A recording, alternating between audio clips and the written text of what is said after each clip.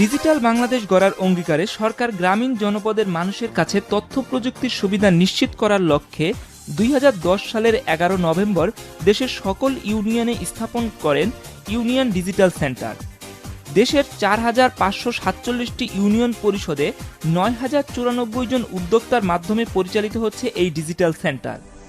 এই digital centre থেকে কৃষি, শিক্ষা, স্বাস্থ্যসেবা সহ বিদেশে গমনিচ্ছুরা অনলাইনে আবেদন করতে পারেন এবং পাসপোর্ট ও ভিসা, জন্ম ও মৃত্যু নিবন্ধন, জমির পর্চার জন্য অনলাইনে আবেদন করতে পারেন।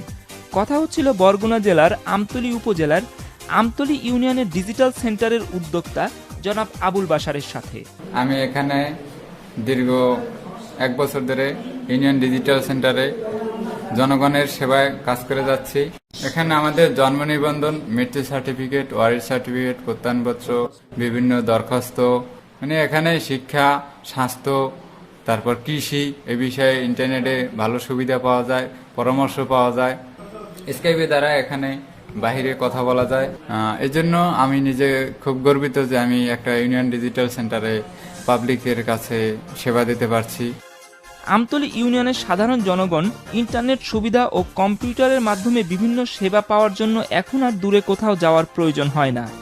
ডিজিটাল সেন্টার থেকেই তারা এখন বিভিন্ন ধরনের সেবা পেয়ে থাকে। কথা হচ্ছিল আমতলী ডিজিটাল সেন্টারের সেবা নিতে আসা তেমনই কয়েকজনের সাথে। আমি মোহাম্মদ জাহাঙ্গীর হোসেন, গ্রাম দক্ষিণ পশ্চিম আমতলী, 6 নং আমতলী ইউনিয়ন পরিষদ।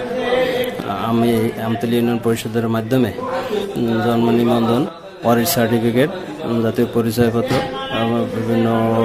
বিভিন্ন দরখাস্তের মাধ্যমে অনেক সুবিধা ভোগ করে আসছি।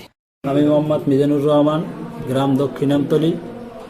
আমরা আমতলী ইউনিয়ন পরিষদ থেকে ইউনিয়ন ডিজিটাল সেন্টার থেকে যে তথ্য সেবাগুলো পেয়ে থাকি তার ভিতরে জন্ম নিবন্ধন, তারপর ওয়ারিশ সার্টিফিকেট, মৃত্যুর সনদ এবং বাইরে কথা বলার জন্য যে সেবাগুলো ইউনিয়ন পরিষদ দিয়ে যাচ্ছে এবং প্রত্যয়নপত্র সহ সকল কিছুই ইউনিয়ন পরিষদের যত সম্বলিত কাজ আমরা আসলে সেই সেবাগুলো পাই।